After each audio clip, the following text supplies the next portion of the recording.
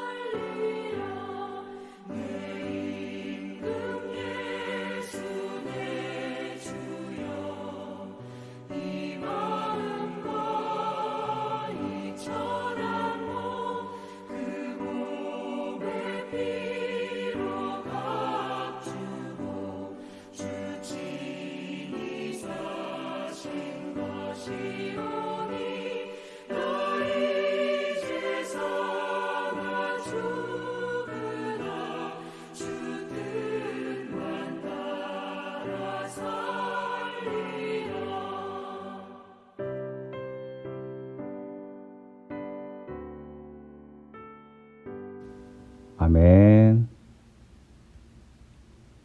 오늘의 본문 말씀은 창세기 17장 15절에서 27절 말씀입니다.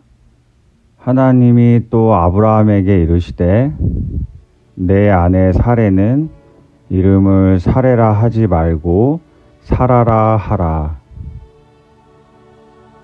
내가 그에게 복을 주어 그가 내게 아들을 낳아주게 하며 내가 그에게 복을 주어 그를 여러 민족의 어머니가 되게 하리니 민족의 여러 왕이 그에게서 나리라. 아브라함이 엎드려 웃으며 마음속으로 이르되 100세 된 사람이 어찌 자식을 낳을까. 사라는 90세니 어찌 출산하리오 하고 아브라함이 이에 하나님께 아뢰되 이스마엘이나 하나님 앞에 살기를 원하나이다. 하나님이 이르시되 아니라 내 아내 사라가 내게 아들을 낳으리니 너는 그 이름을 이삭이라 하라. 내가 그와 내 언약을 세우리니 그 그의 후손에게 영원한 언약이 되리라. 이스마엘에 대하여는 내가 내 말을 들었나니 내가 그에게 복을 주어 그를 매우 크게 생육하고 번성하게 할지라. 그가 12두령을 낳으리니 내가 그를 큰 나라가 되게 하려니와. 내 언약은 내가 내년 이 시기에 사라가 내게 낳을 이삭과 세우리라. 하나님이 아브라함과 말씀을 마치시고 그를 떠나 올라가셨더라. 이에 아브라함이 하나님이 자기에게 말씀하신 대로 이날에 그 아들 이스마엘과 집에서 태어난 모든 자와 돈으로 산 모든 자, 곧 아브라함의 집, 사람 중 모든 남자를 데려다가 그 포피를 베었으니, 아브라함이 그의 포피를 벤 때는 99세였고 그의 아들 이스마엘이 그의 포피를 벤 때는 13세였더라. 그날에 아브라함과 그 아들 이스마엘이 할례를 받았고 그 집의 모든 남자 곧 집에서 태어난 자와 돈으로 이방 사람에게서 사온 자가 다 그와 함께 할례를 받았더라. 아멘. 오늘의 말씀은 현실과 약속의 간극에도 순종하는 믿음에 대해서 우리가 함께 나눌 것입니다.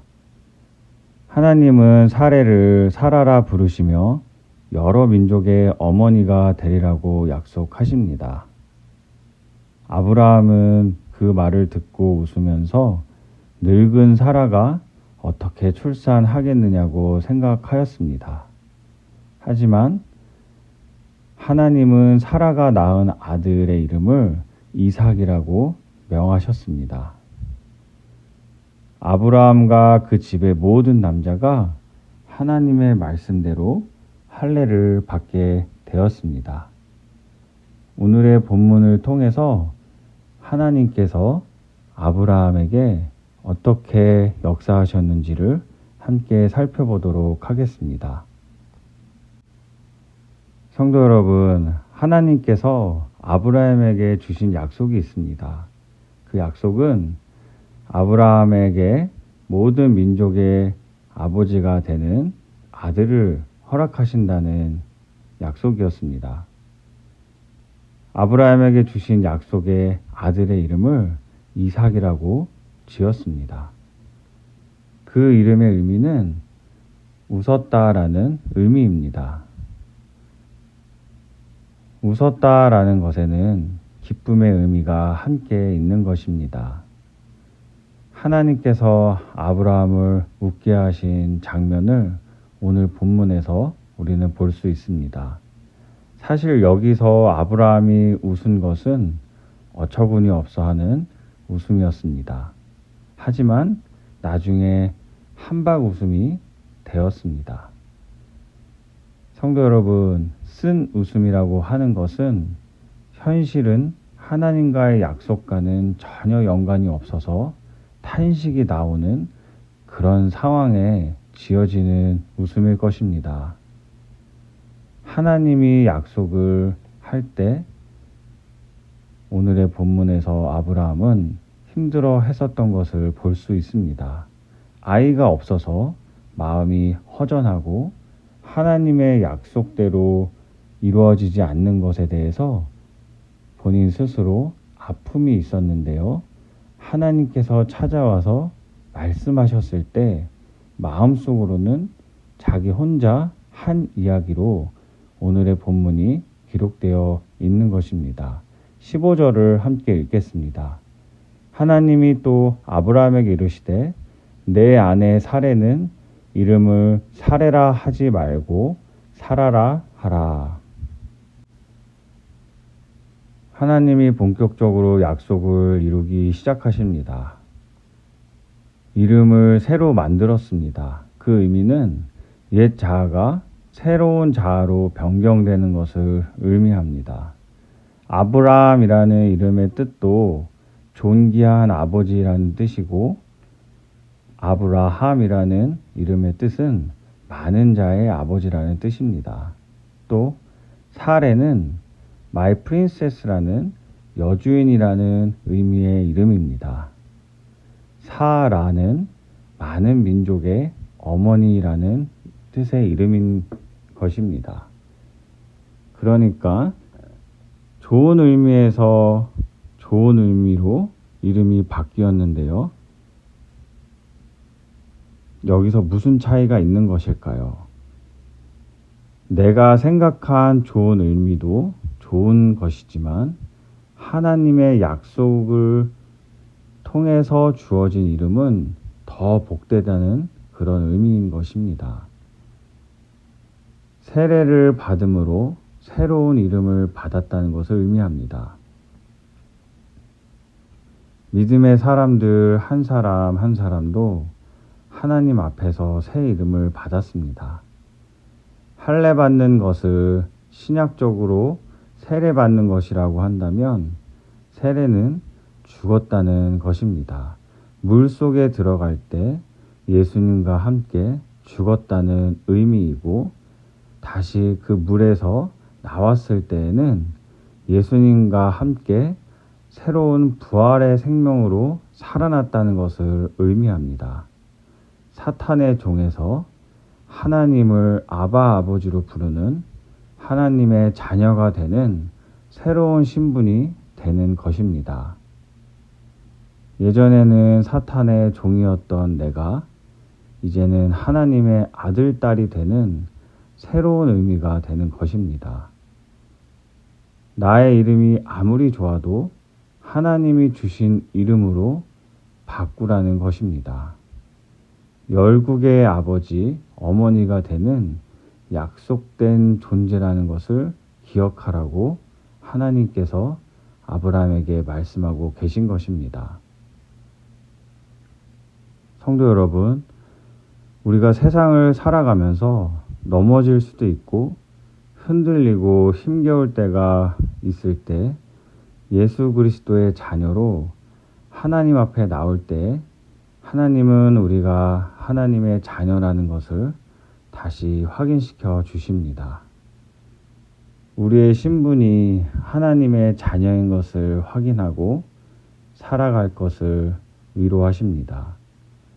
우리가 자녀처럼 살아가라고 말씀하시는데요. 아브라함과 사라에게 은총을 주시면서 말씀하십니다.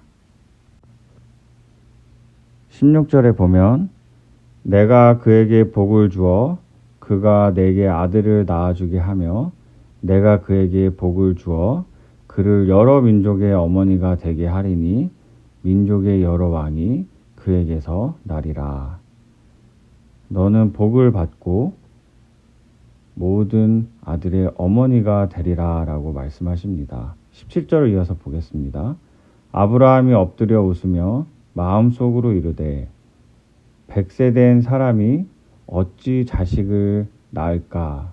사라는 90세니 어찌 출산하리오 하고. 이 본문의 말씀은 하나님께 직접한 말이 아닙니다. 엎드려 웃으면서 하나님께 저항할 수가 없기에 그렇게 웃음을 지은 것입니다.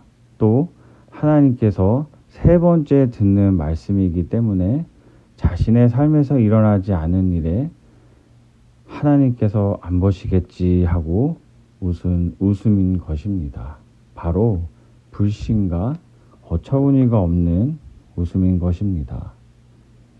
웃음 속에는 소망과 기대가 있습니다. 하나님께서 우리가 성경책을 읽을 때 어처구니가 없어서 정말 이것은 아니에요 하면서도 우리 안에 그 말씀에 대한 기대와 소망이 있는 것을 볼 수 있습니다. 성도 여러분, 우리가 웃을 때 정말 우리 안에 기쁨이 생겨나는 것을 기억하셔야 합니다. 미소를 짓는 사람이 진정으로 기쁨을 나타낼 수 있는 사람입니다. 사라가 웃으니 하나님이 너 왜 웃지 하고 그 후에 아들이 태어났습니다.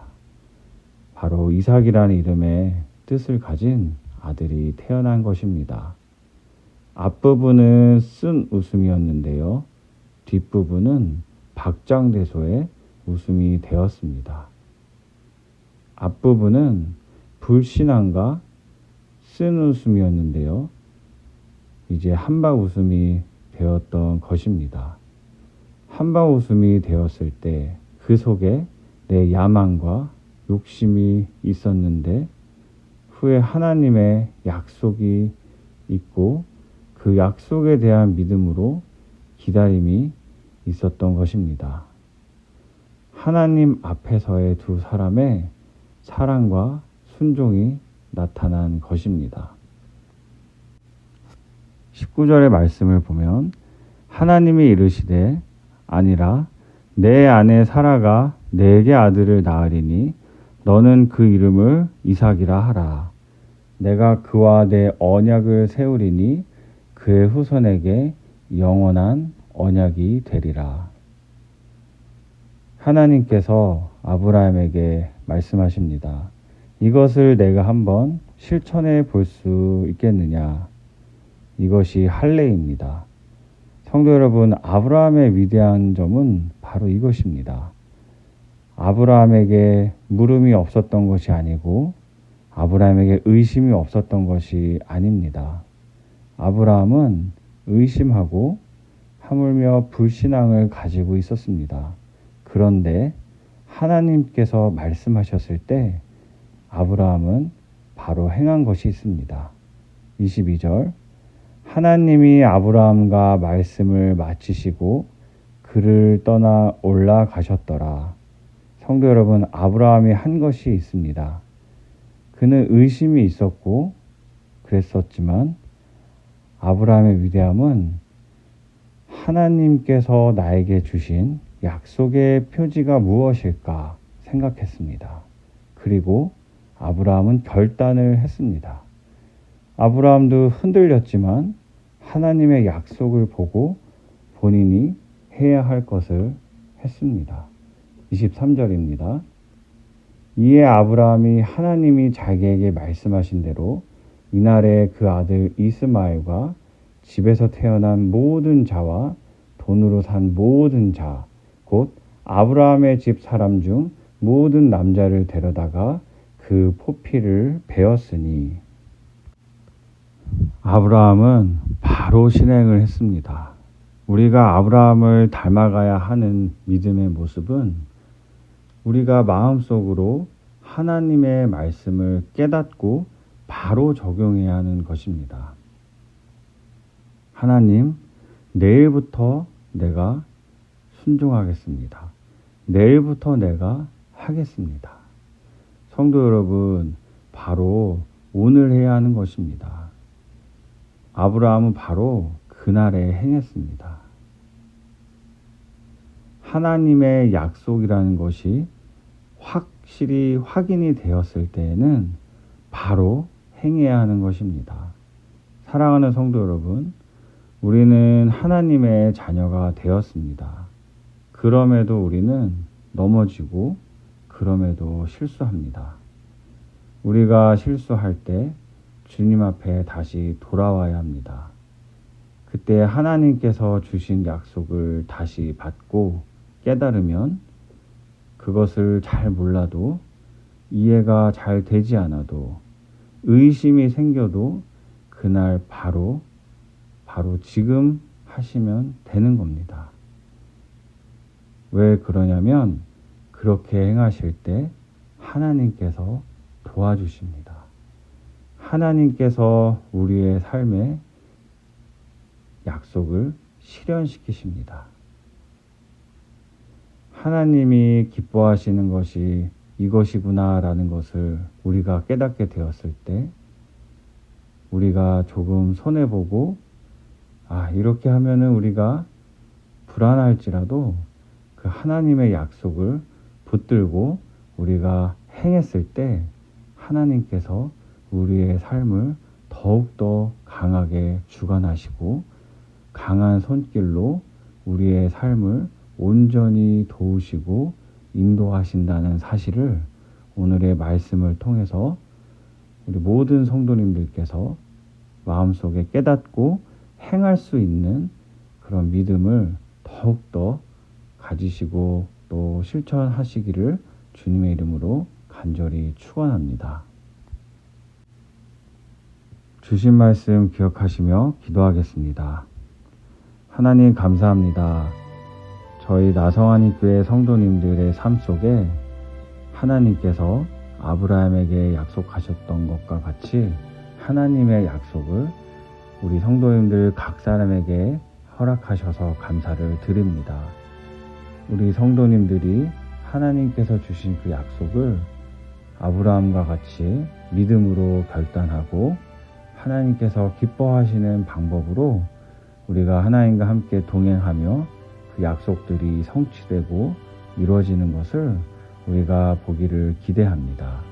또 하나님의 도우시는 손길로 우리 성도님들의 매일매일의 삶을 만져주시고 또 인도해 주셔서 우리가 하나님과 동행한다는 사실을 항상 마음속에 깨닫고 우리가 말씀으로 더욱더 굳건하게 오늘 하루하루를 살아갈 수 있도록 주님께서 역사하시고 인도하여 주시옵소서. 이 모든 말씀 살아계신 예수님의 이름으로 기도드렸습니다. 아멘. 성도 여러분, 오늘 하루도 주 안에서 평안하십시오.